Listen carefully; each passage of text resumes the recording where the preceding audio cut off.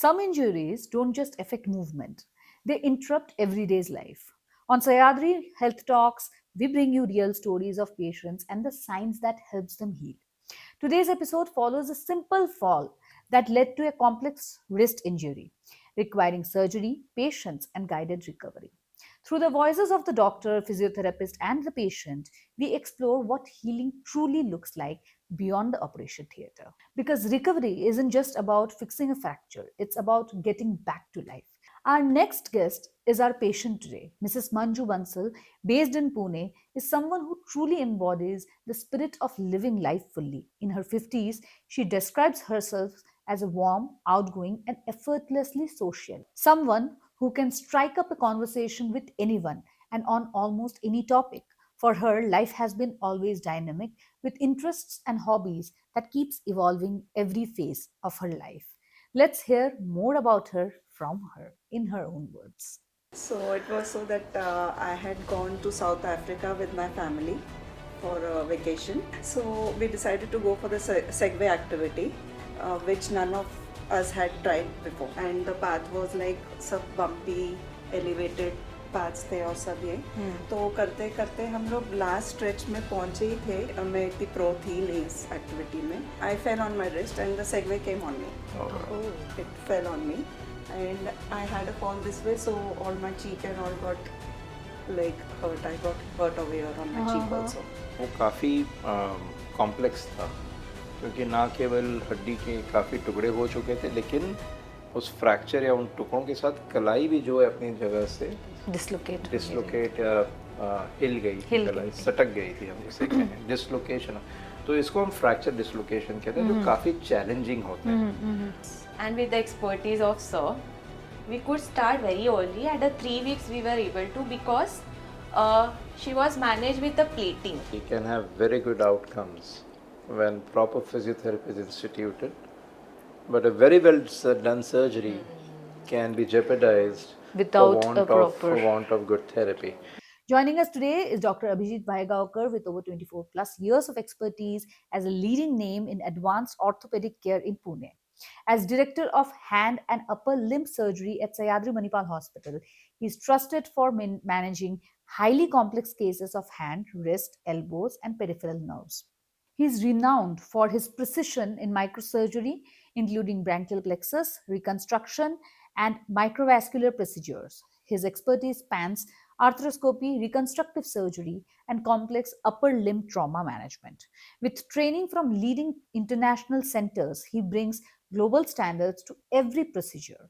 His approach combines accurate diagnosis, advanced surgical techniques, and structured rehabilitations.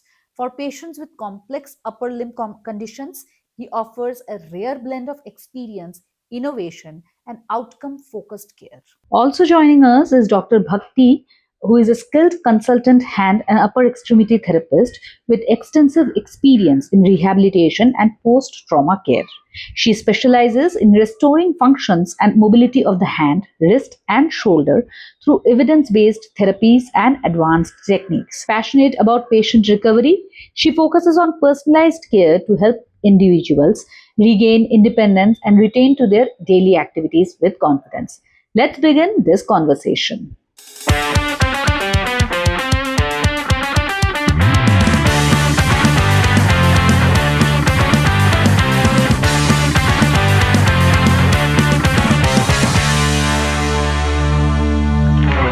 Hello and welcome to Sayadri Health Talks, a platform where we understand the medical world in a little simpler way. We listen to stories of real healing, real recoveries. I'm Dr. Tushita, and today I have three special guests on my podcast. Our first guest is Mrs. Manju Bansal. Hello, ma'am. How are you? I'm good.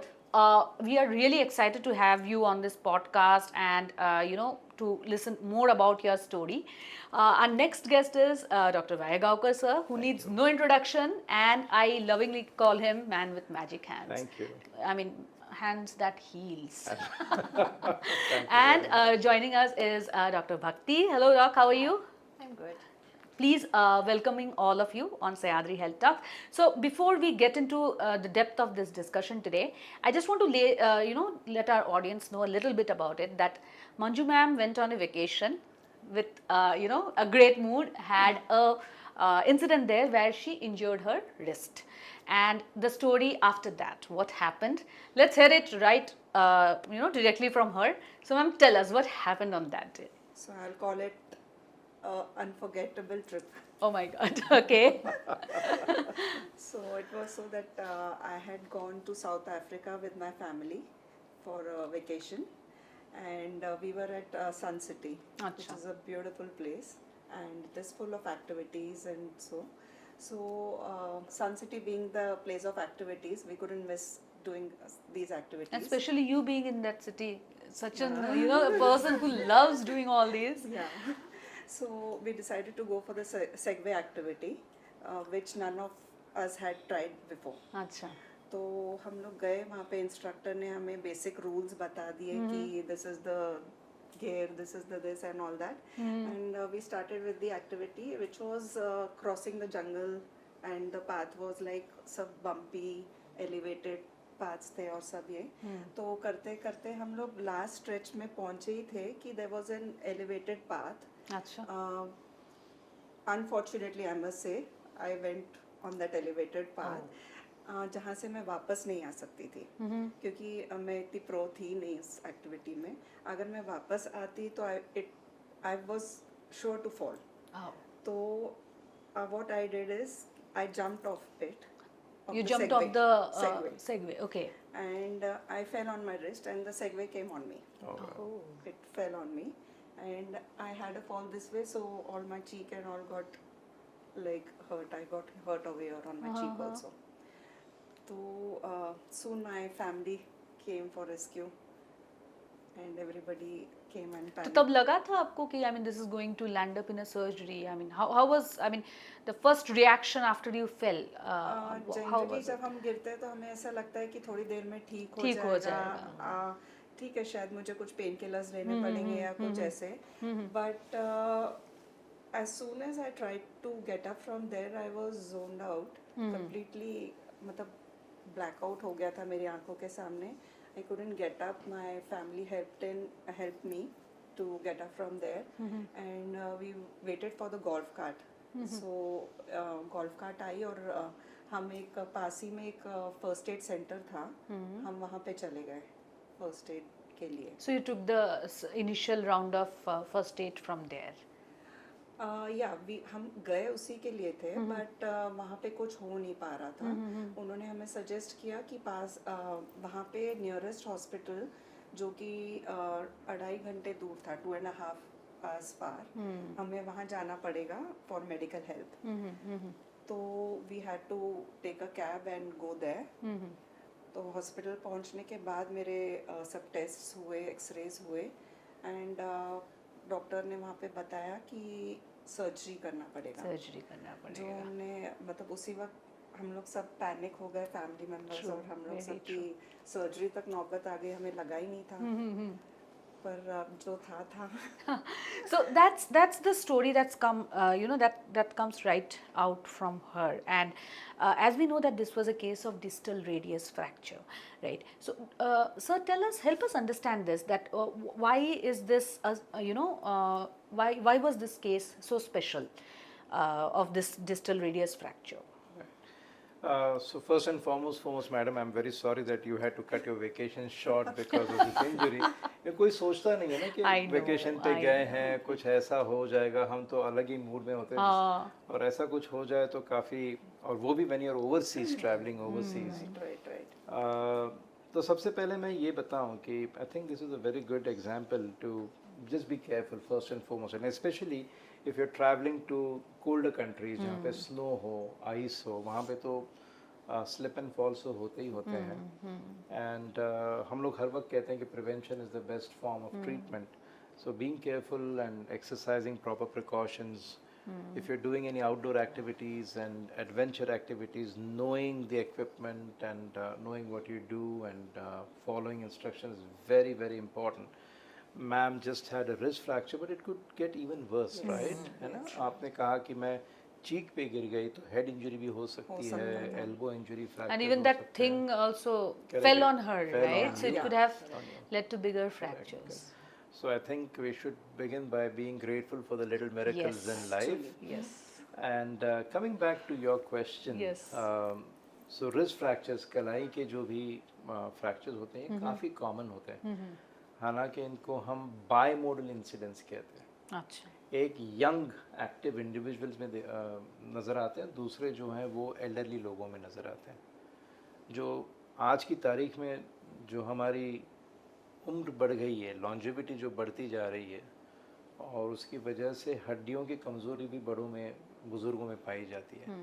तो domestic false, फिसल के भी मामूली सा भी अगर आप गिर जाते हैं तो you are trying to break the fall, आप अपने आप को संभालने का प्रयास करते हो. First thing which comes is ये रिफ्लेक्स होता है, तो पूरा भार, पूरा वजन हाथ पे आता है, और इसके चलते कलाई के फ्रैक्चर्स बुजुर्गों में ज़्यादा देखे जाते हैं क्योंकि हड्डी भी कमज़ोर होती है. तो इसको हम लो वेलोसिटी इंजरी कहते हैं.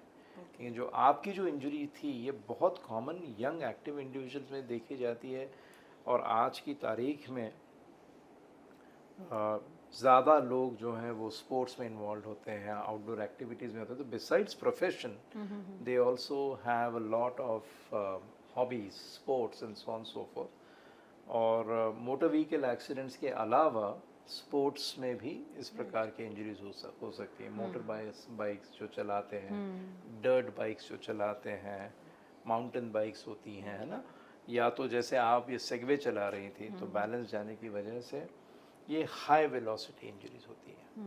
और हड्डी, तो कई बार पेशेंट पूछते भी है कि मेरा फ्रैक्चर हो गया तो क्या मेरी हड्डी कमज़ोर है, मुझ में कुछ डेफिशिएंसी है. तो ऐसा नहीं है, पहलवान भी अगर गिर जाए तो उसकी भी हड्डी टूट जाएगी. तो कलाई की जो भी इंजरीज होती है, जो फ्रैक्चर्स होती है, या तो फ्रैक्चर यानी हड्डी टूट सकती है, या तो लिगामेंट इंजरीज हो सकती है. और ऐसे कहा जाता है, या ऐसा क्या कहते हैं, ऑब्जर्वेशन है कि हाथ पे गिरने की वजह से आपके हाथ से लेकर कंधे तक कुछ भी टूट सकता है. The impact is so strong. तो इसमें क्या होता है कि आपके शरीर का वजन भी है, थोड़े से रोटेशन भी है, फिक्स्ड एंगल हो जाता है क्योंकि आपका हाथ ज़मीन से फिक्स्ड है, उसके ऊपर आप गिर रहे हो. तो वो फोर्स कितना होता है उस पर निर्भर करता है कि क्या टूटता है और कितना टूटता है. यानी severity of the injury is dictated by that fall और the force that is being transmitted. तो कलाई के फ्रैक्चर्स हो सकते हैं, फोरआर्म के फ्रैक्चर्स हो सकते हैं, कोहनी के fractures, elbow fractures, arm fractures, shoulder fractures, collar bone fractures, ये सारे जो है, तो इसको हम फूश कहते हैं, FOOSH. Fall on an outstretched hand, यानी हाथ पे आप गिर रहे हो और उसकी वजह से इंजरीज होती हैं. और सबसे पहले तो मैं ये बताऊं कि सब फ्रैक्चर्स को ऑपरेशन करना पड़े ऐसा बिल्कुल नहीं है. कई सारी इंजरीज ऐसी होती है जहाँ पे हम या तो पहले सिर्फ स्प्लिंट दिलवाते हैं, कभी प्लास्टर होता है. अगर हाथ की हड्डियों की कोई फ्रैक्चर्स हो, उंगलियों की, तो हालांकि ज़्यादा समय तक हम उसको इमोबिलाइज भी नहीं करते क्योंकि स्टिफनेस आ जाती है. तो जैसे हम उन लोगों को तुरंत फिजियोथेरेपिस्ट के पास भेज देते हैं और फिजियोथेरेपी करवाते हैं. लेकिन कुछ फ्रैक्चर्स ऐसे होते हैं, तो ये उस फ्रैक्चर की एनाटमी कहते हैं. उस फ्रैक्चर का जो कैरेक्टरिस्टिक है, वो the anatomy of the fracture, ये हमें बताता है कि इसकी सर्जरी की ज़रूरत इनको है या नहीं, उस पेशेंट को है या नहीं. और कई बार सिर्फ प्लास्टर लगा देते हैं, या तो एनेस्थीसिया दे के हड्डी को जगह पे ला के प्लास्टर लगवा देते हैं. तो सबसे पहले मैं ये साझा करना चाहता हूँ कि ऑपरेशन की वजह से हड्डी नहीं जुड़ रही है. हड्डी का जुड़ना न जुड़ना ये एक नेचुरल प्रोसेस है. भले आप प्लास्टर लगाओ, स्प्लिंट लगाओ, सर्जरी करो, हड्डी जुड़ जाएगी. ऑपरेशन ना भी करवा तो भी हड्डी जुड़ जाएगी, तब वो गलत तरीके से जुड़ जाती है. जी. तो उन फ्रैक्चर में जहाँ पे ये संभावना है कि वो ऐसे पोजीशन में जुड़े कि जहाँ पे It will be troublesome in the कि भाई कलाई की मूवमेंट्स आपकी कम हो गई हैं, या तो आप फोरआर्म कलाई मोड़ नहीं पा रही हो, हिला नहीं पा रही हो, या आपको कामकाज में दिक्कत आ सकती है, या उस फ्रैक्चर का जो एक्सटेंशन है वो जोड़ के अंदर जा रहा है और जिसकी वजह से आपको आगे चल के गठिया या आर्थराइटिस हो सकता है. इन केसेस में जो हमें फिर एक्सरेज पे या CT स्कैन पे पता चलता है कि वहाँ उन क्या कहते हैं सिनारियोज में या उन पेशेंट्स में हम फिर सर्जरी की सलाह देते हैं, उनसे डिस्कस करते हैं कि आपके ऑप्शंस क्या हैं और फिर आगे चल के जो भी ट्रीटमेंट है उसको हम इंस्टीट्यूट करते हैं। So, sir, the term which is comminuted displaced fracture, इसके बारे में थोड़ा सा एक्सप्लेन कीजिए। I mean we hear that very frequently ना, बिल्कुल, तो इसके बारे में थोड़ा तो बताइए। जाहिर है कि कोई भी जो नॉन मेडिको है तो इन टर्मिनोलॉजी से शायद थोड़े इंटिमिडेट हो जाते हैं। इंटिमिडेट हो जाते हैं, एंजाइटी होती है। यस, जब मंजू जी आई थी उनको भी हमने कहा कि तो इसको हम लोग थोड़ा सा जो कहे ना, जो आपकी जो लोकल लैंग्वेज में Yes, यानी in पेशेंट layman's को जो समझ जाए ऐसे तौर तरीके में बताना समझाना मुश्किल होता है। लेकिन कभी कभार जब हम कहते हैं हड्डी का चूरा हो गया, वो भी शायद आपको है ना, हड्डी का चूड़ा, दैट इज कई बार हम ऐसे कहते हैं हड्डी का चूरा हो गया, तो उससे भी इंसान मैं हर बार एग्जैक्टली मैं ये सोचता हूँ कि अगर मैं पेशेंट हूँ, अगर मुझे अपना डॉक्टर मुझे कहे और मैं डॉक्टर नहीं हूँ, मैं पेशेंट और मुझे कहे कि हाँ जी ये तो बहुत ही खराब है, चूरा हो गया, तो मैं वहीं पे पता नहीं मेरे पैरों तले की ज़मीन खिसक जाएगी। तो मेरे ख्याल से ये बहुत ज़रूरी होता है कि आप पेशेंट को ना केवल वो जिस भाषा को समझे उस भाषा में कहें, उसके अलावा आप हम जिसे कहते हैं आस्था से कहें, हम कंपैशन हम जिसे कहते हैं एम्पैथी से कहें, क्योंकि वो पेशेंट आपके पास विश्वास से आता है। Correct. वो अपना हाथ आपके हाथ में रख रहा है विश्वास से और श्रद्धा से कि आप ठीक करोगे। तो हम लोग जो है पेशेंट को कहते हुए कभी कभार हाँ कहते भी हैं कि हाँ जी हड्डी तो काफ़ी आपकी बुरी तरह से टूट गई, क्योंकि कभी कभार ऐसा भी होता है कि वो लोग कहते हैं ना जोर का झटका धीरे से लगे, उससे अच्छा है कि पहले ही थोड़ा सा आप हिला दो कि समझा दो और उसके बाद डिस्कस करो समय के साथ, उसको आप बिठा के सब आप एक्सप्लेन करो। तो कई बार हम कम्युनिटेड का मतलब होता है कि जहाँ पे बहुत ज़्यादा टुकड़े हो गए हों, मल्टीपल स्मॉल दो से ज़्यादा अगर हो, अच्छा, तो वो भी हम कम्युनिटेड कहते हैं। अच्छा, कभी कभार भयंकर जो रोड ट्रैफिक एक्सीडेंट्स होते हैं, जो हाई स्पीड होते हैं, उसमें तो कभी कभार इतने बुरे फ्रैक्चर देते हैं कि वो देख के हम भी डर जाते हैं कि अरे यार, ना कि ये हमारे लिए चैलेंज है, लेकिन हम ये सोचते हैं कि मेरे पेशेंट का आगे क्या होगा। और कई बार ये बहुत मुश्किल होता है ये मापने के लिए कि मैं इंजरी के बाद, तो पेशेंट पूछते हैं कि हाँ ऑपरेशन तो आप कर दोगे, लेकिन उसके बाद मैं ठीक होगी या नहीं, होगा या नहीं। क्योंकि जब देखो इंसान बीमार होता है लंबे समय तक या जो भी है, तो बीमारी जब होती है तो इंसान को पता चलता है, पेशेंट को पता चलता है मुझे ये तकलीफ है और अब इलाज के बाद मैं ठीक हो गया हूँ या बेहतर हूँ या नहीं, समझ रही हैं आप। लेकिन जब तक आप गिर नहीं गए हो, जैसे मैडम के केस में वो तो एंजॉय करने गई थी, तब तक तो सब कुछ ठीक था, जब तक कि वो गिर गए। और अचानक इस इंसिडेंट के बाद आने वाले भविष्य में मेरी कलाई कैसे रहेगी या कोहनी कैसे रहेगी, जो भी हो, मेरे आउटकम्स क्या रहेंगे, सर्जरी की ज़रूरत है या नहीं। ख़ास तौर पे आप जब ओवरसीज हो, वहाँ की भाषा अगर आपको ना आती हो या वो डॉक्टर आपकी भाषा ना बोल पा रहे हो, तो कितनी डरावनी बात हो सकती है, मैं सिर्फ कल्पना कर सकता हूँ। करेक्ट। लेकिन coming back to the question, comminuted का मतलब यही होता है कि 2 से ज़्यादा टुकड़े हों। अच्छा। वो 4 हो सकते हैं, कभी 6 हो सकते हैं, कभी उससे भी ज़्यादा हो सकते हैं। और उसके बाद आपने पूछा था कि ORIF के बारे में पूछा था, तो ये सारी मेडिकल लिंगो है। ORIF is an acronym for open reduction internal fixation. CRIF का मतलब है क्लोज रिडक्शन इंटरनल फिक्सेशन। ये कई बार हम अपने नोट्स या तो अपने कलीग्स के साथ जब हम कम्युनिकेट करते हैं तो ये एक्रोनिम्स यूज करते हैं। लेकिन ये बस इतना ही है कि I also wanted to understand कि मतलब इस केस में why was it so challenging. Oh, good question. So, I think the first challenge was to get the person to understand कि भाई आपको क्या दिक्कत है। मुझे तो समझ आ रहा है, लेकिन वो उस व्यक्ति को समझ में आ रहा है या नहीं हमें नहीं पता था।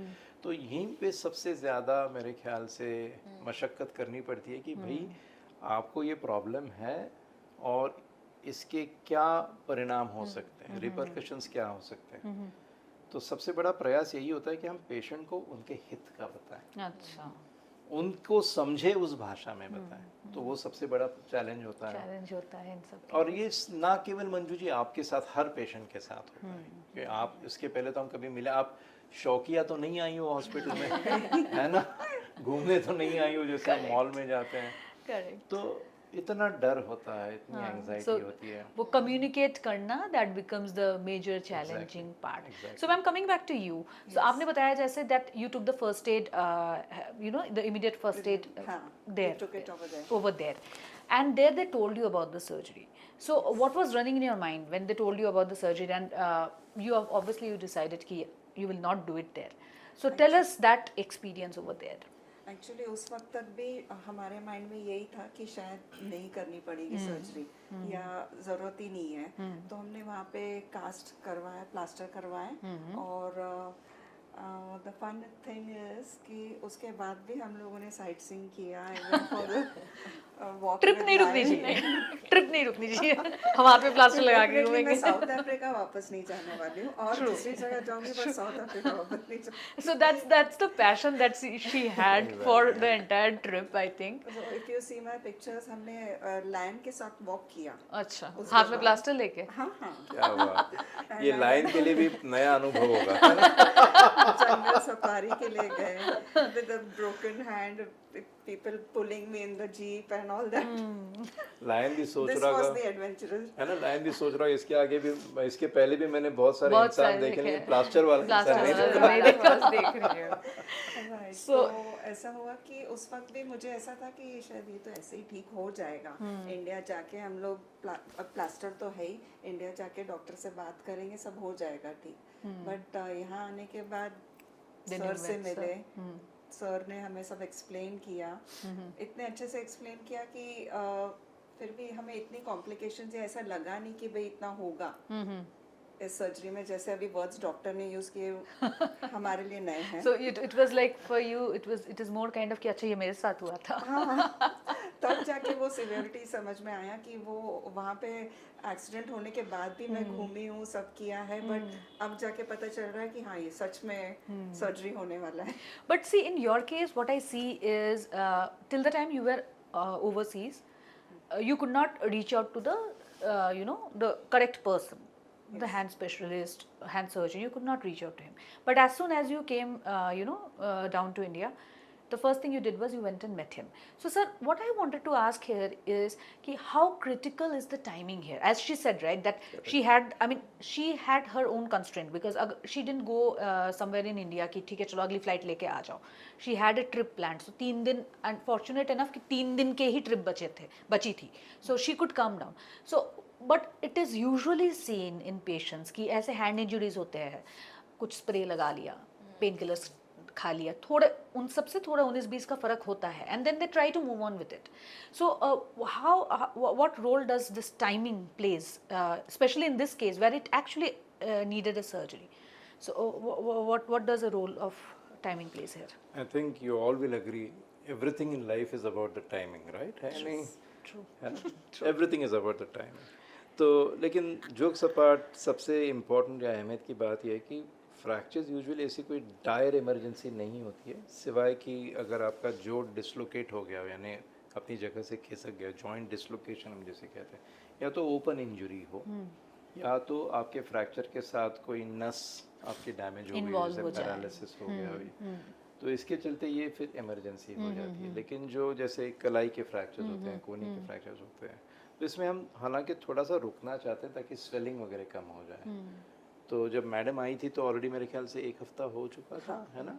तो that was a good time for the swelling to have reduced, and हम लोग फिर शायद सर्जरी की प्लानिंग कर सकते थे. लेकिन जब कोई पेशेंट हमारे पास तुरंत आता है और उसमें अगर कोई इमरजेंसी ना हो, यानी कोई ओपन वुंड ना हो, नर्व इंजरी या क्या कहते हैं रक्तवाहिनी की इंजरी ना हो, या तो डिसलोकेशन ना हो, तो इसके चलते हम यूजुअली एक कच्चा प्लास्टर लगा के रुकते हैं ताकि सूजन कम हो जाए, स्वेलिंग कम हो जाए. उसके बाद और सबसे ज़्यादा इम्पोर्टेंट है कि हम पेशेंट को सब ये समझा पाएँ कि भाई आप ये ऑपरेशन क्या होगा, ऑपरेशन के बाद फिजियोथेरेपी की क्या कितनी ज़रूरत होगी, आपके आउटकम्स कैसे होंगे, फलाना जो भी है। तो ये जो भी डायलॉग होता है, पेशेंट का जो ट्रस्ट आप में हो, ये बहुत ज़रूरी है। ऐसा नहीं होता कि हाँ जी ऑपरेशन की ज़रूरत है चलो ऑपरेशन करो, ये ऐसा कतई नहीं होता।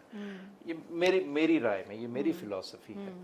और कई बार हम पेशेंट को 2-3 बार मिलते हैं सर्जरी से पहले, ताकि ये डायलॉग हो पाए। उनकी जो भी डाउट्स हैं, जो अगर मुझे कोई कहे ऑपरेशन की ज़रूरत है, मुझे भी, मेरे भी मन में डाउट्स होंगे। कई बार ऐसा होता है कि पहले फिर कंसल्टेशन में आप सारे सवाल ना पूछो, घर पहुंचने के बाद याद आता अरे है यार कि ये सवाल छूट तो रह गया। गया। तो कई बार ये 2 या 3 कंसल्टेशंस ऑपरेशन के पहले, शायद 5-7 दिन का जो भी फासला होता है ऑपरेशन के बीच और पहले कंसल्टेशन के बीच में, ये इस चीज़ को डाउट्स को क्लियर करने के लिए, स्वेलिंग को कम करने के लिए बहुत अहमियत का होता है मेरे ख्याल से। साथ में कोई टेस्ट होते हैं, कभी किसी को डायबिटीज़ हो तो वो शुगर्स को कंट्रोल में लाना होता है, किसी को ब्लड प्रेशर हो जो पहले पता ही नहीं, तो उसकी अगर मेडिकेशन शुरू करवानी वगैरह बंद करवाना, ब्लड तो एनेस्थीसिया फिटनेस भी बहुत ज़रूरी होता है।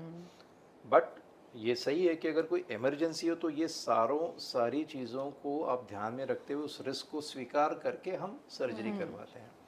लेकिन जब भी हम रुक सकते हैं तो ये टाइम फ्रेम, उस पेशेंट का विश्वास, उनकी जो भी शंकाएं हैं, जो डाउट्स हैं, उसको क्लियर करने के लिए, फिटनेस के लिए ये बहुत ज़रूरी और अहमियत होती है, ताकि हम सब कुछ, safety is very important, patient safety is very important. There should be the trust between the doctor and the patient, and जो भी क्या कहते हैं ऑप्टिमाइजेशन हम कहते हैं कि स्वेलिंग कम हो जाए, आपकी उंगलियां चलने लगे, आप कंफर्टेबल हो, तो उसके बाद। और मैं पहले आपसे बात करते करते आप रह गया था, आपने पूछा था इसमें चैलेंजेस क्या होते हैं। तो कई बार जो हमारे पास जो पेशेंट्स आते हैं, काफ़ी सिंपल फ्रैक्चर्स यूजुअली नहीं आते, कि वो हमारे बाकी के कलीग्स भी ऑपरेट करते हैं, जैसे कोई पेरिफेरी में हो, कोई और इसमें। तो यूजुअली एज अ स्पेशलिस्ट के तौर पे मुझे कोई सीइंग तो नहीं है, इतना ही है कि हम कॉम्प्लेक्स या कॉम्प्लिकेटेड फ्रैक्चर्स जो होते हैं उसका इलाज ज़्यादा करते हैं। और ऐसा नहीं कि भाई स्पेशलिस्ट के हाथों में कोई प्रॉब्लम्स नहीं होते। I think I have to be humble enough to admit कि even specialists may have their own share of problems. It is medical practice is an inexact science. 2 और 2 हर वक्त 4 नहीं होते हैं। तो मैं हर वक्त इसका एक एग्जांपल देता हूँ कि आपको सर दर्द हो, मुझे सर दर्द हो, आपने क्रोसिन ली, मैंने क्रोसिन ली, आपका सर दर्द ठीक हो गया, मुझे रैश आ गई या एलर्जी आ गई, ऐसा क्यों? क्योंकि that is how we are, human beings are, right? तो same surgery, same kind of a problem, sometimes there may be problems like stiffness हो जाए, कभी भगवान ना करे कोई भी सर्जरी करो तो इन्फेक्शन की रिस्क होती है। लेकिन इसके अलावा, ये रिस्क के अलावा चैलेंजिंग फैक्टर्स क्या होते हैं कि भाई पहले से कोई डायबिटीज़, ब्लड प्रेशर है या नहीं, एज ऑफ द पेशेंट क्या है, उनकी एक्सपेक्टेशंस, डिमांड्स क्या है, रिक्वायरमेंट्स क्या है, और फिर फ्रैक्चर कैसा है, कितने टुकड़े हो गए, एक ही हड्डी को फ्रैक्चर है या और कहीं फ्रैक्चर है, पेशेंट की कॉम्प्लायंस क्या है, समझदारी क्या है। कई बार ऐसा भी हो जाता है कि पेशेंट अगर कहीं दूर रहता हो, फिजियोथेरेपी नहीं कर पा रहा, ऑपरेशन सब ठीक हो गया, लेकिन फिजियोथेरेपी अगर ढंग से नहीं हो पाया तो आपका आउटकम जो है वो कॉम्प्रोमाइज हो जाते हैं। समझ रहे हैं आप? तो ये सारी चीज़ें, it's not very simple. Most common challenges that we see. So, sir, as we talk about the treatment aspect of it, right? We were discussing about the surgery. So, surgery में जैसे ORIF था, फिर bone grafting लगा. So, for a layman, as you were saying, कि you know these are quite heavy terms to be explained. तो आप हमें समझाइए कि इस सर्जरी में होता क्या है, bone grafting, because bone grafting सुन के थोड़ा सा डर लगता है कि कहीं और से बोन उठा के लगाएंगे, क्या होगा. सो आप you know break it down for us. तो बोन ग्राफ्टिंग का मतलब है कि आप शरीर के किसी हिस्से, जो एक्सपेंडेबल बोन है, उसका एक छोटा टुकड़ा, जो भी ज़रूरत है उतनी बोन ग्राफ्ट निकाल के आप जहाँ पे ऑपरेट कर रहे हैं वहाँ पे आप उसको डाल दो या इस्तेमाल करो. लेकिन हर केस में बोन ग्राफ्टिंग की ज़रूरत नहीं पड़ती है. कहाँ पे ज़रूरत पड़ती है कि भाई हड्डी टूटने की वजह से वहाँ पे कोई गैप निर्माण हो गया, जिसको वॉइड कहते हैं, या तो हड्डी कमज़ोर हो. आप जैसे गड्ढा अगर खोदते हो तो उसमें जैसे मिट्टी भरते हो, तो ये ना केवल बोन ग्राफ्ट उस गैप को भर देता है, लेकिन बोन हीलिंग को भी वो Promote करता है। करता है, स्टिमुलेट करता है। और कभी कभार जब फ्रैक्चर बहुत ज़्यादा जैसे मैंने कहा कॉम्बिनेशन टुकड़े बहुत ज़्यादा, तो उस हड्डियों को भी सपोर्ट देने के लिए, क्योंकि वहाँ पे स्क्रू नहीं जा पाते हैं जैसे, तो वो सपोर्ट कर देता है। और मंजू जी के केस में जो फ्रैक्चर था वो काफ़ी कॉम्प्लेक्स था, क्योंकि ना केवल हड्डी के काफ़ी टुकड़े हो चुके थे, लेकिन उस फ्रैक्चर या उन टुकड़ों के साथ कलाई भी जो है अपनी जगह से डिसलोकेट या हिल गई थी, कलाई सटक गई थी, हम जिसे कहें डिसलोकेशन। तो इसको हम फ्रैक्चर डिसलोकेशन कहते हैं, जो काफ़ी चैलेंजिंग होते हैं। और इन इंजरीज में, इस प्रकार के फ्रैक्चर्स में महज प्लास्टर लगा के या महज वायर्स डाल के काम नहीं चलता है। अच्छा। आपको इन सारे टुकड़ों को इकट्ठा लाना होता है और वहाँ पे कुछ प्लेट या बोन ग्राफ्टिंग सपोर्ट देना पड़ता है, तब तक जब तक कि ये हड्डी जुड़ ना जाए। हड्डी जुड़ने के बाद उस प्लेट का वैसे कोई रोल होता नहीं है ना भक्ति? तो it is just to support. And after that जब भी ऐसा लगे कि हाँ जी अभी हड्डी जुड़ रही है या आपका ऑपरेशन सब ठीक हो गया, तो फिजियोथेरेपी भी शुरू करवा देते हैं, ताकि फिर फंक्शन भी जो है, आउटकम्स भी जो हैं वो बेहतर से बेहतर हों। तो भले हम ये शब्द इस्तेमाल करते हो, ये सिर्फ ना केवल हमारे नोट्स के लिए होते हैं, बल्कि पेशेंट को भी समझाने के लिए। तो कभी कभार हम, जैसे मैंने पहले भी जिक्र किया था, आसान भाषा में हम समझाने का प्रयास करते हैं जो कि आप समझ पाएँ। और हम हर वक्त ये पूछते हैं, हाँ जी आप समझ गए हो या आपके और भी कुछ डाउट्स हैं, सवाल। We encourage questions to be asked. So ma'am, आप समझ गए थे जब आपको एक्सप्लेन किया गया था इतना कॉम्प्लिकेटेड प्रोसेस? नहीं, मैं तो नहीं समझी थी, क्योंकि मैं तो बेड पे थी। They were cutting my cast and all, and assistant doctor was checking. मेरे फैमिली को इन्होंने, डॉक्टर ने समझाया था कि क्या हुआ है और क्या करना पड़ेगा। तो मुझे तो उस वक्त पता चला कि हाँ, सर्जरी सच में हो रहा है, सर्जरी बात जब मेरे फैमिली ने मुझे बताया। And you know sir being in the picture, I think डर थोड़े कम हो ही जाते हैं। बाद में जब उन्होंने मुझे एड्रेस किया और बोले कि आप डरना मत, ये वो, तो आई knew that I was in the safest hands. Safest hand. So Yeah. that kind of gives a lot Comfort of was relief. there. मैं एक बीच में बात बोलना चाहूँ। मैं ये समझता हूँ कि हर डॉक्टर का सबसे पहला कर्तव्य ये होता है, फर्स्ट बेसिक ड्यूटी होती है कि अपने पेशेंट के मन में आशा जगाए, होप जो जिसे कहते हैं। कितनी भी मुश्किल समस्या हो, हमें ये तो नहीं कहना चाहिए पेशेंट को कि हाँ जी ये बहुत मुश्किल है, इसका कोई इलाज नहीं है। कम से कम ये कि हाँ जी हम प्रयास करें, और हमारे प्रयासों को ईश्वर जो है वो क्या कहते हैं, सक्सेस दे, या उसको हम कामयाब बनाएं। तो I think it is my fundamental duty as a doctor to inspire hope. See whether the patient continues to be treated under you or not, under your care or not is immaterial, but telling what is in the best interest of the patient, patient के हित में जो है, patient की भलाई का जो है, और उनके मन में आशा जगाएं, क्योंकि वो आपके पास मदद से, जैसे मैंने कहा, शौकिया तो कोई हॉस्पिटल में आते नहीं। तो ऐसे इसके चलते मैं बिजी हूँ, मेरे पास टाइम नहीं है, या आप ऊपर से ऊपर ही हाँ जी ऑपरेशन करवाना पड़ेगा, ऐसे नहीं है ना। क्या करना चाहिए? मैं ये समझता हूँ मंजू जी, आपकी टूटी हुई कलाई नहीं, उस टूटी हुई कलाई के पीछे आप है such a beautiful thing, na? I mean, I don't know where you get these, you know, such beautiful thoughts. ये टूटी हुई कलाई के पीछे एक इंसान है, treat that person. हमारे गुरुजनों ने हमको सिखाया हुआ, ये मेरा कुछ नहीं है, हमारे गुरुजन ये कहा करते थे, उन्हीं से सीखे हुए हैं। और लेकिन ये सच्चाई है, मैं समझता हूँ। Behind every injured limb is a human being with his or her own set of emotions, anxieties, struggles. Correct. You never know what battle a person is fighting. True. So to आप compassion और empathy से पेश आएं। मैं नहीं समझता मंजू जी आपको इस बात से कुछ लेना देना था कि आपके डॉक्टर कितने क्या कहते हैं निपुण हैं, इसको कितना आता है या नहीं है। आपको शायद इससे ज़्यादा मतलब होगा कि भाई how much does he care about me? Am I right in saying that? Obviously, yes. So और ये बात बहुत अहमियत रखती है. आज 25 साल हो गए मुझे प्रैक्टिस करते हुए. मैं नहीं समझता कि किसी पेशेंट ने मुझे पूछा हो कि एक आध दूसरे पूछ लेते कि हाँ जी ये ऑपरेशन आपने पहले किया है या नहीं, आपको कितना आता है, आप क्या पढ़े लिखे हो.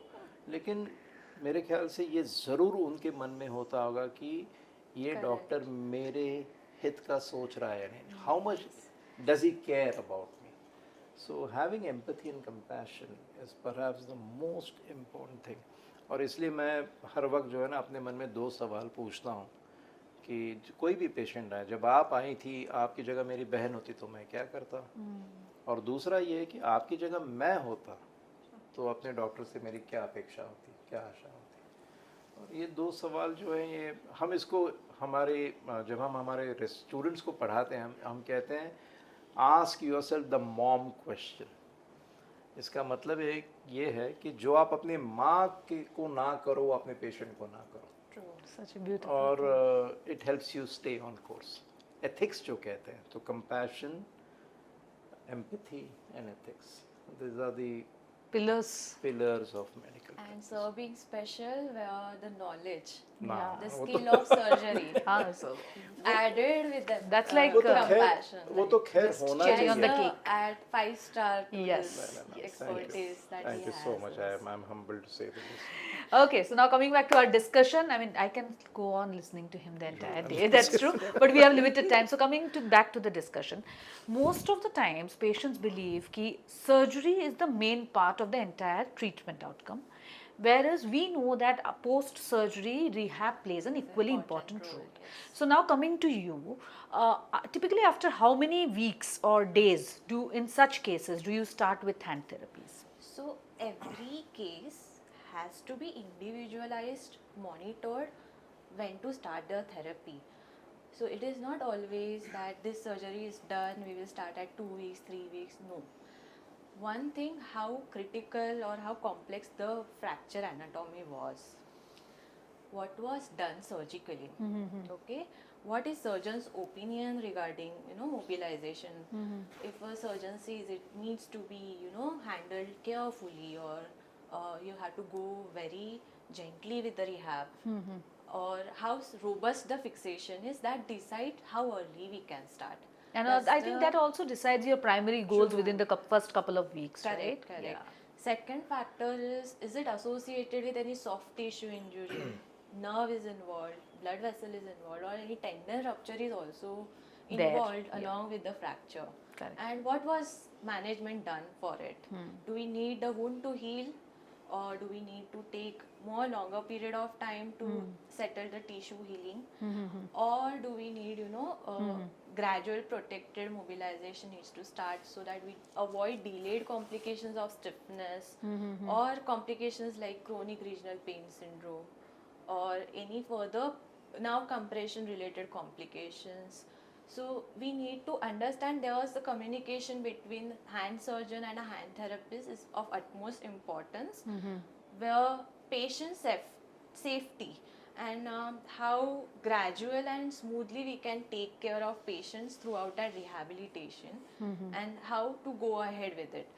Usually in ma'am's case and with the expertise of sir, we could start very early. At the 3 weeks we were able to, because she was managed with the plating. So after the plating, the bone is good enough stable so that we can commence mobilities earlier.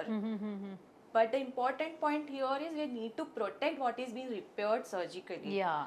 So we cannot damage in any surgical repair structures just in a haste of moving or mobilizing her. Yeah. We need to balance both. Correct, the because I things was coming there, because in how that do you early balance out that phase. surgical repair which has been done versus early mobilization? True. Because as sir said, right, ki you cannot keep the hand immobilized for a very long time. Yes. So how do you balance it out? The most commonly seen problem or challenge after any surgery is having a stiffness, post-operative stiffness, development of chronic regional pain syndrome, or nerve compressions or tendon adhesions, tendon gliding is restricted, scar becomes so tight that movements are restricted. True. So these are very many complications because of which the patient's recovery is hampered, and patients are at caution that is it right thing happening to me, is the surgery done to me is correct or not.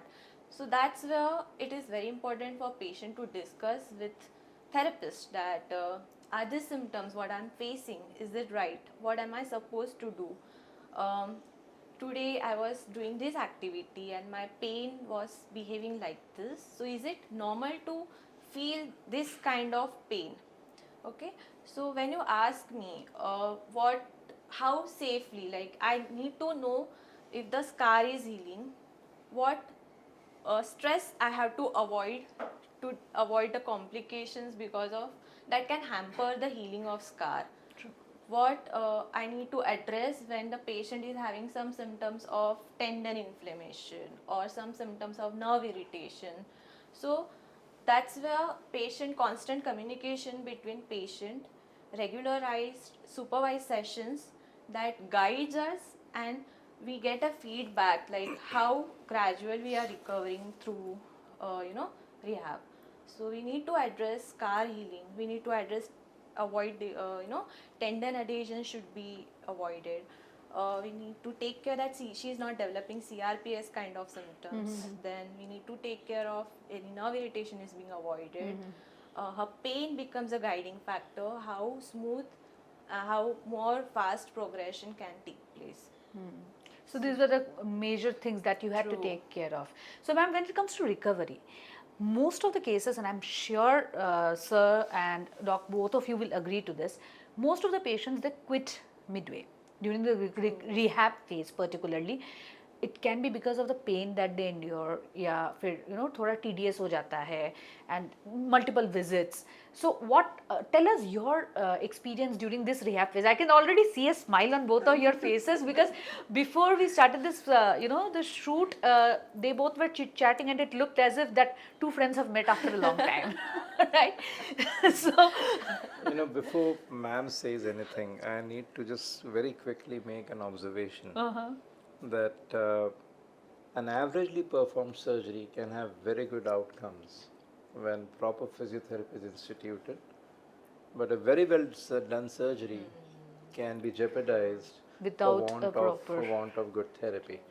And I think compliance and understanding on part of the patient and a therapist who is patient enough and who is able to answer the questions and deal with the challenges of therapy, because हम लोग तो operation करके बाजू हट जाते हैं लेकिन बाद में जो रिहैबिलिटेशन का जो भी भाग होता है, एंड आई थिंक वही ये डिटरमिन करता है कि आउटकम्स क्या हैं. तो मैडम शायद हमें और the lady with the विस्तार में- unshakable determination has to speak now.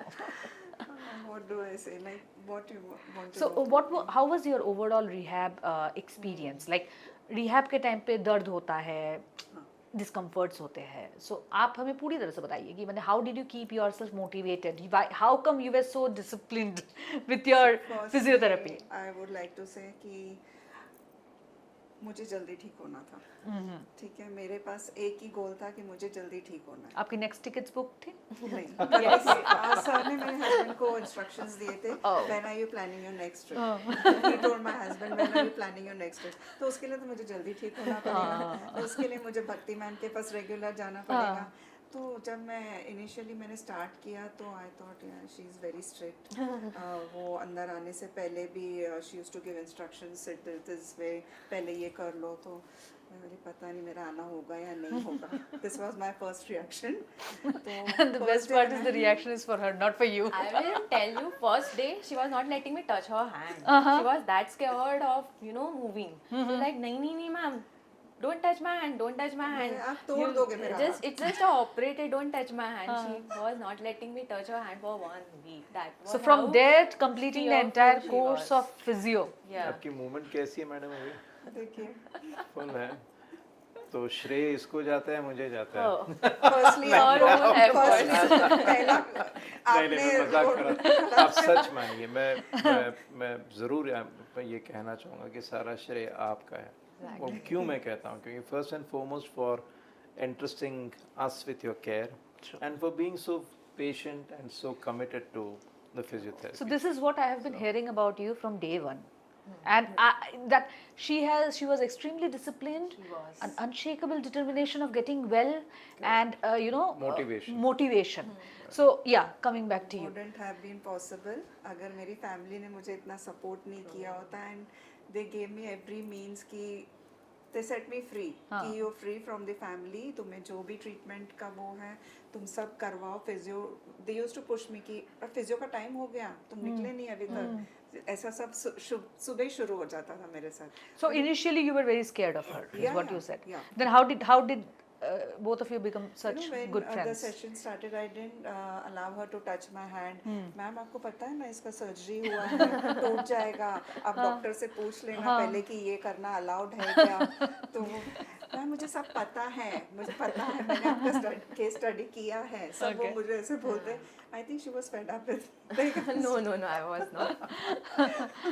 Okay. तो फिर ये शुरू हुआ and then gradually what she started is I started noticing कि वो जब मुझे फिजियो देते तो वो कुछ ना कुछ स्टोरी स्टार्ट कर देते ताकि मैं पूरे इन्वॉल्व हो जाऊं and I am a person की जो कोई बात शुरू होती है तो I go with the flow and हम लोग जो स्टोरीज बिल्डअप करते हैं ना उस वक्त A lot of stories. Physio कब खत्म हो जाता पता ही नहीं चलता Okay, that's great. It was more of talk therapy Yeah. with physiotherapy going on. that was more involved rather than my Actual physiotherapy. So your mind was diverted at Yes. this Yeah, point of yeah, time. How difficult completely. was it for you to handle? Initially, she was leaving her hand down. That was building her swelling. So she was every day she was coming to the session with a complaint, "Ma'am, my swelling is not settling." So I just asked her, "Are you elevating your hand? Are you keeping it down or elevating?" So she said, "No, ma'am, I'm leaving it." So immediately I we used to keep it addressed like it ki no, you have to elevate your hand so that the swelling reduces. Then we started wrapping, bandaging, and compression therapy, wax therapy, hot pack, and everything was being done regularly. And she noticed the swelling is reducing, movements are recovering. She was building confidence. The pain fear was getting reduced. The anxiety of movements was reduced. And I have given her lots of autonomy of doing her movement at her pace. Because if I force her at that early phase, might damage tissues and might increase her fear and a pain associated with that. So initially I took her the way that she can, she's comfortable in her space, she can move it at her pace. And then gradually when she started moving, lifting 2 kgs and doing everything, she did not even realize that she's able to do so many things. And the pain has resolved over the time, and all she remembers is I talked a lot throughout the sessions. We Yes. had lots of talk on therapy each and happening. every topic. Every topic. I didn't even realize that she's my daughter's age. I was so friendly with her कि she's of my age and I used to talk about day-to-day activities of mine and that I had gone there for dinner, I had gone, you also must go. Like two friends talk. Yeah, I had attended bhajan clubbing, so I told her about my experience, and I told you must also attend such. So it's the comfort which was Yes, built, Yes.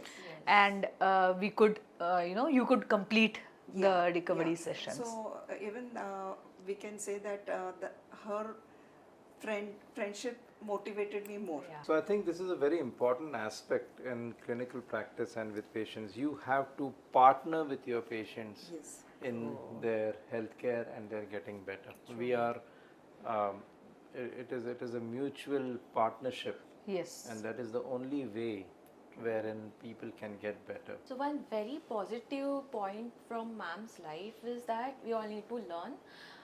She was, before the surgery and injury, she was into fitness and following regular diets. Even after her injury, she was regular with her diet program.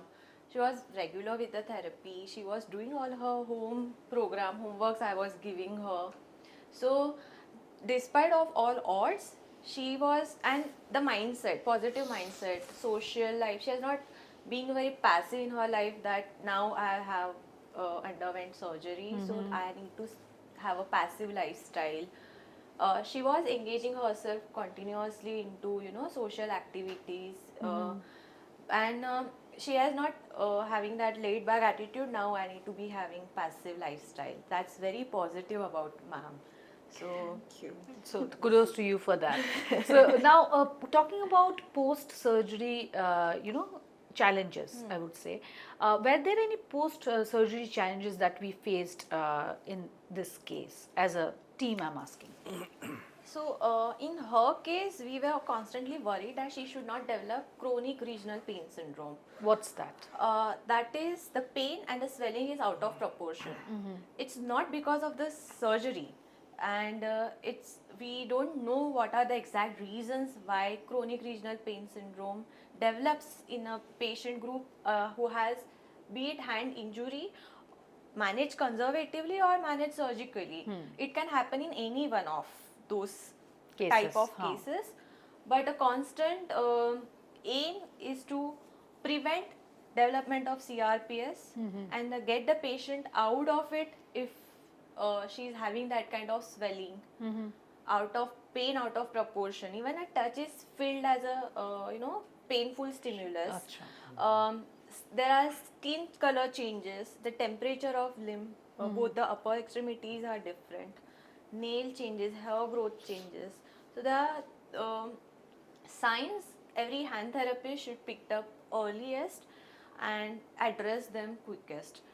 Others are the stiffness in the wrist or forearm or fingers after the surgery, sensory Motor. yes, sensory Changes, hypersensitivity that patients develop, or tendon irritation after the surgery. So all these symptoms we need to address, And cater to. identify earliest and address them at fastest basis. So now, the surgery is over, the rehab is over, and I remember when I asked you that what kept you motivated to go ahead and complete the entire thing. You said that you wanted to get back to what you were doing before. Plan your next trip, explore more about it. Maybe more So, than that. More than that, yeah. So do more than that. Be yourself, basically. So how does it feel now? I mean, pre-surgery, post-surgery, post-rehab. Now that you're completely healed. So what is the difference that you see now? See, I've become confident as I was. And जब मैं last follow up के लिए doctor के पास गई तो उन्होंने मुझे कहा कि now you are fit enough, your hand is quite good, so you can go for your workouts and all. But I was still scared क्योंकि वर्कआउट मैंने lifting up dumbbells and all, so I didn't want to jump into the weight training. So I've started off with my simple yoga and all at home. I'm doing some online classes for yoga. So with my body weight and all, I'm trying to come back into my So you're slowly doing the comeback adapting right things. now. Yeah, I've picked up all my social activities again, meeting friends and going for meetings and all that. So it feels good now. Yeah. So how do you set a realistic expectation in patient's mind regarding returning back to the normal routine, be it for a homemaker or for a person who is working professional? So how do you set up realistic expectations? I'll start with sir. Yeah, I think that's a very important and a very good question, because like I mentioned earlier on, till such time you've had the injury, life was going on routine and normal. And then at a point in time you have the injury and you just know what to expect or what your outcomes would be. Would you get back to doing everything that you would desire to? And every treating surgeon or doctor's endeavor and wish is that yes, you do get back to doing what you would like to do, and nothing would make us happier, right? But having said that, a lot of times this may not be a reality, and it all depends on so many factors.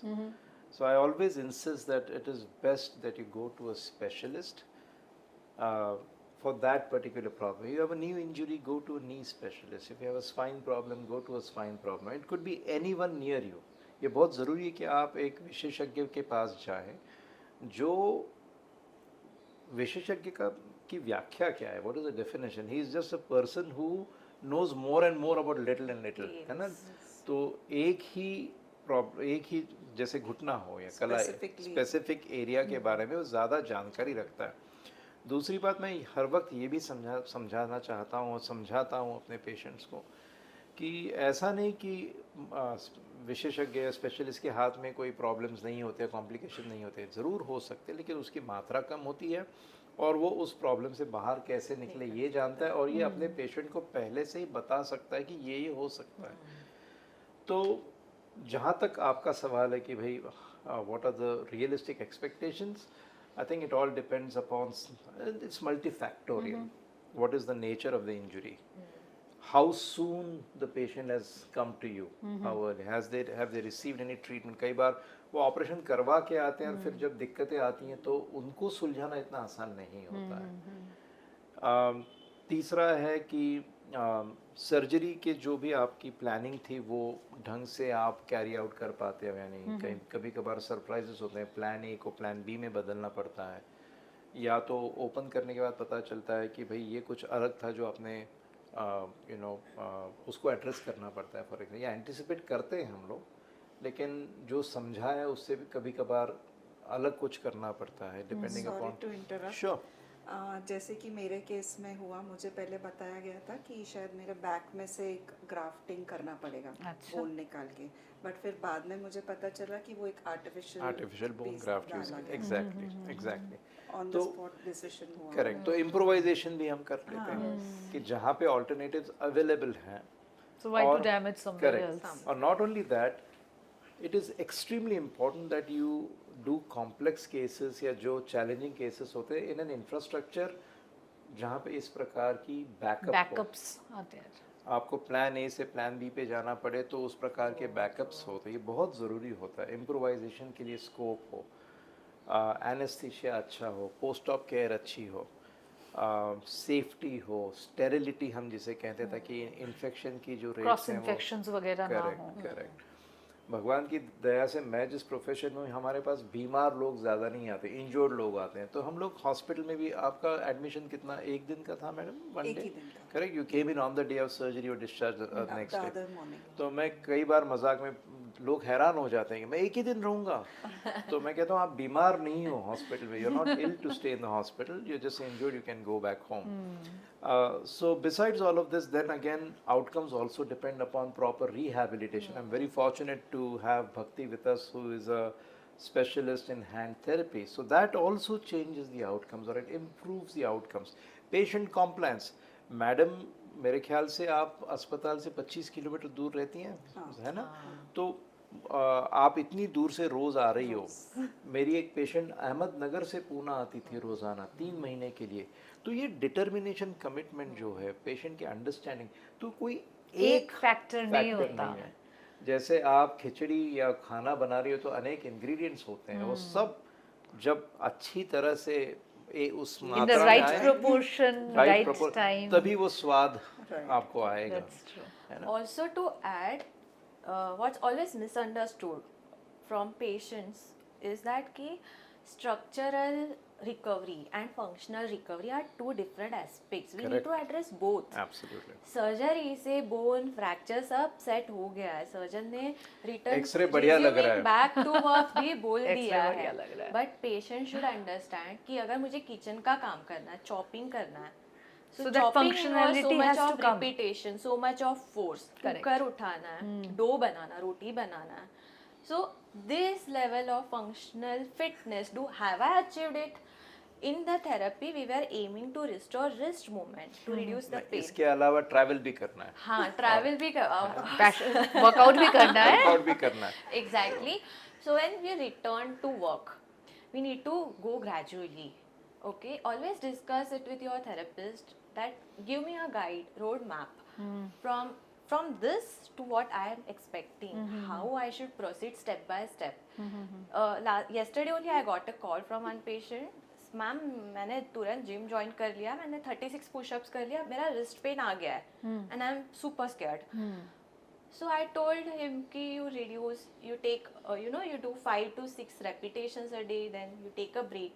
You understand your body's, your tissues are taking that much of load.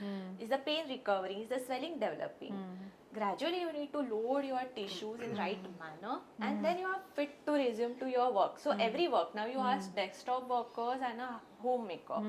Both of them have a different profile. Yeah. So, and we cannot train two people with different work demand to same exercise regime. Yeah. We need to have a different exercise program for both of them.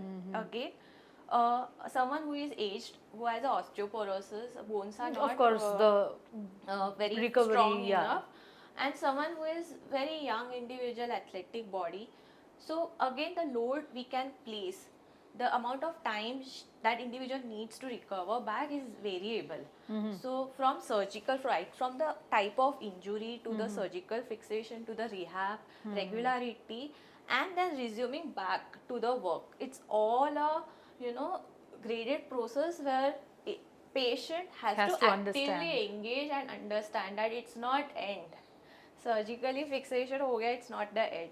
You need to still make your tissues fit enough so that activities are not or discomforting. you know, is what's extremely important is that during this entire process, constant dialogue with the patient, Exactly. constant motivation, because sometimes they may get dissuaded, you know. True.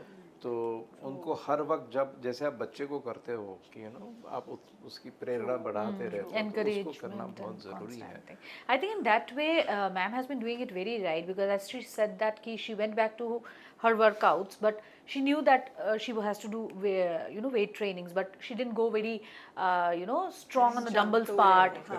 She slowly started And I it. think that is also important, not getting ahead of yourself. Yeah, so following she also took it very instructions, slow, and correct. she's still Yes. going step by step Step by. towards it. So now when you look back at this entire story, right, from the time you fell to the time, the last day of the rehab, do you feel कि कुछ ऐसा that you would have done differently would have made a difference? कुछ ऐसा लगता है कि कुछ अलग किया होता, ये नहीं करना चाहिए था? कोई स्कोप ही नहीं था कुछ अलग करने के लिए, since we were in Sun City, it's a place of activities.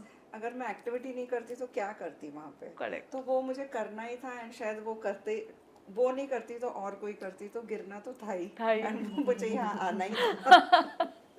तो वो डेस्टिनी था. Having this mindset is Yeah. such a good Yeah. thing in Yeah. a patient. Positive. Positive, I have yes. seen patient having that post-trauma stress disorder, kinesiophobia related. Like I will not cross the road from now. I will Yes. not drive two-wheeler from Yes. now. So having such mindset is truly a blessing, and every patient should have that kind of positive mindset. Correct. That okay, ho gaya. हाँ. It was meant to happen, हो but गया. now I have to still recover. Yes. So that positive mindset is truly, I नहीं, मुझे भी appreciate a lot. बोला in गया her. था, until I came to sir, मुझे लोगों ने कहा कि इस एज में एक्टिविटीज़ नहीं करनी होती है, गिर जाएंगे तो ठीक नहीं होता है जल्दी. तो मैं सर को बताया कि मुझे लोगों ने सजेस्ट किया कि ये एज में एक्टिविटीज़ नहीं करनी थी. तो सर ने बोला किसने बोला, आप फिर से ट्रिप प्लान करो और भी एक्टिविटीज़ कीजिए. Age is just a number, I guess. So I think I have heard this before also, while I had a conversation with one of my previous guests, and he said a very beautiful thing, that the doctor told me you will get multiple advices once you are unwell. Take a diary, note down all those advices, come to me, we'll talk, and we'll forget about it. Yes. And please don't take recommendation from Google Doctor. Yeah. Like, it's not as per your tailored advice that Google always gives you. True. Take advice from the experts and discuss all your concerns out. Out there. Very So, what message do you have for people out there who had a fall, are ignoring their pain and injury? What message do you have The for only everybody? message I can give, like on my behalf, is कि go and seek medical help, proper medical help, because that will benefit you. Not that कि लोगों ने कहा कि massage कर लो. मुझे भी काफ़ी लोगों ने कहा कि ये तो मसाज करने से डिसलोकेशन ठीक हो जाएगा, या यू टेक सेक ले लो, या कुछ ऐसे कि. बट ऐसा है कि अगर हम प्रॉपर जगह पे जाएंगे तो प्रॉपर उसका चैनलाइजेशन होगा. And So, that's your message. yeah, that's what I have done. Great. So, what would be a closing statement from both of you to all the patients, similar profiles, which often comes to you at a very later stage? I'll start with sir. No, I think I will echo what Madam has said. It's very important that you seek expert advice. At the It right is time. not, and and your doctor will be your best help in help you make that decision. मैं कई बार कह चुका हूँ, कहता रहता हूँ, आप अगर सेल फोन भी खरीदते हो तो 2-2 घंटे उसके रिव्यूज़ पढ़ते रहते हो, 10 लोगों को आप पूछोगे कि मैं कौन सा मॉडल खरीदूँ। भाई आप अपने हेल्थ के लिए क्यों नहीं आप 20 मिनट आप इस्तेमाल कर सकते हो, या सर्च करो कि भाई इस प्रॉब्लम के लिए कौन एक्सपर्ट है। ये ज़रूरी नहीं कि हर पेशेंट हमारे पास आए। कोई अगर गांव में कहीं दूर है, कहीं कोई किसी और राज्य में, आपके राज्य में भी एक्सपर्ट्स हैं। और मैं सिर्फ ऑर्थोपेडिक्स की बात नहीं कर रहा हूँ, मैं हर एक मेडिकल फील्ड की बात कर रहा हूँ, हर एक फील्ड की बात कर रहा हूँ। तो सीक एक्सपर्ट एडवाइस। गूगल पे ये ढूंढो कि कहाँ जाना है, ये मत ढूंढो कि क्या करना है। ठीक है, तो ये बहुत इम्पोर्टेंट है आज की तारीख में। मैं very quickly I tell you एक बहुत मज़ेदार वाकया। मेरे पास एक पेशेंट आए थे अपनी बेटी को लेके, यंग गर्ल, पॉस्चर ख़राब था, तो हाथ में नेक में दर्द हो रहा था। 10 डॉक्टर को मिले थे, 3-4 MRI हो चुके थे, और हर एक ने कहा ये प्रॉब्लम है, वो प्रॉब्लम है। उसका सिर्फ प्रॉब्लम थी कि पॉस्चर उसका ठीक नहीं था, और वो सिर्फ फिजियोथेरेपी से ठीक होना था। तो मैंने उनको वो डायग्नोसिस दे दिया जो मुझे लगा कि ये प्रॉब्लम की ये डायग्नोसिस है। और उसकी माता जो है, वो मदर जो है, एकदम गुस्सा हो गई कि ये तो AI में दिया ही नहीं है डायग्नोसिस। AI में नहीं होता। तो मैं हैरान हो गया। तो believe your doctor first, have an iota of faith and trust in your doctor. Seek out the proper place and the person who will be capable of dealing with that problem. तो spine की problem, जैसे मैं orthopaedics की बात कर रहा हूँ for example, spine की प्रॉब्लम है तो स्पाइन स्पेशलिस्ट के पास जाइएगा। घुटने की प्रॉब्लम है तो नी स्पेशलिस्ट है। बच्चों की कोई ऑर्थोपेडिक प्रॉब्लम है तो पीडियाट्रिक ऑर्थोपेडिक सर्जन है। गठिया हो तो रूमेटोलॉजिस्ट हैं। हैंड, रिस्ट, एल्बो, शोल्डर का प्रॉब्लम है तो hand and upper limb surgeons हैं। तो I think it is very important that you do that, and after that I think everything will work out fine. I wish you all the very best, and अच्छी सेहत हो, आप स्वस्थ रहें और हर वक्त तंदुरुस्त रहें, और ऐसे ही लोगों को मोटिवेट करते रहे। और मैं वाकई जब भी मैं मैडम आप जैसे लोगों की हमें सेवा करने का मौका मिलता है, इतना अच्छा लगता है कि ये जो स्फूर्ति जो होती है, जो पॉजिटिविटी होती है, हमें भी हमारे काम करने का एक फल प्राप्ति हम जिसे कहते हैं, और इसका कोई मोल नहीं है। जब कोई मरीज़ ठीक हो जाता है, इससे बड़ा कोई भी आनंद, कोई भी खुशी नहीं है डॉक्टर के लिए। I am very grateful to you for placing your faith and trust in us, and to Bhakti, को मैं जैसे हर वक्त कहता हूँ कि ऑपरेशन तो एक महज छोटा सा हिस्सा है आपके ठीक होने में। आपकी सही जो रिकवरी हो तो फिजियोथेरेपी के साथ ही होगी। Thanks, and to you madam for giving us the opportunity. I had a gala time today to hear so much stories, and I wish I could capture all those behind the camera moments also, where we had so much fun. So thanking all three of you for sparing some time today, and hats off to you, and a big heartfelt thanks to you. It takes a really lot of courage and determination to first go through so much and then come back and narrate that story out. Wouldn't have happened if these two were not there for me. Thank you to all three of you. On that note, this is Dr. Tushita signing off, Sayadri Health Talks.